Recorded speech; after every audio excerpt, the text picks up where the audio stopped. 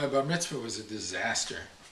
I do not have the personality to be a performer, and yet I had to get up before the entire congregation, which I perceived to be an intimidating group of judgmental strangers, yet less threatening than my hypercritical father, himself a non-practicing Jew who, without my mother's insistence, would have been perfectly happy to forget the whole thing, not to mention how much money it was costing. Our rabbi had recorded the portion I was supposed to perform, but translating that from the vinyl record to my brain seemed incredibly daunting. I could recite the Hebrew text, having spent many years in Hebrew school, but copying the cantillation was beyond my capabilities. When the time came, I did my best, hurrying on and off the stage and vowing to forget the experience.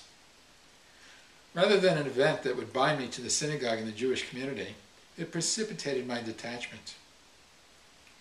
And so I raised my children without any real connection to the Jewish community, and certainly had no intention of putting them through the torture that I had experienced. This was not difficult, as their mother, although Jewish by birthright, is mostly hostile to religion.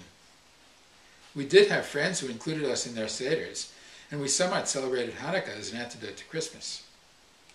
I still fasted on Yom Kippur, and, at least to some extent, followed the kashrut dietary rules and the Passover restrictions, although I hadn't as a child.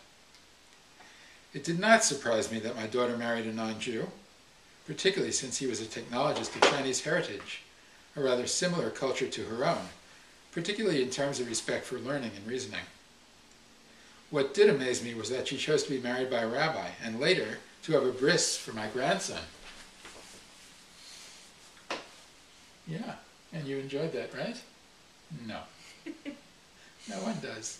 It's okay. You probably won't remember.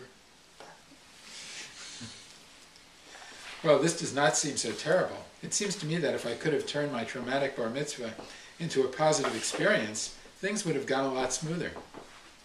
So when Jonathan outlined his vision for making the bar mitzvah learning process into a more enjoyable experience with a more predictable positive outcome, I was delighted to help out.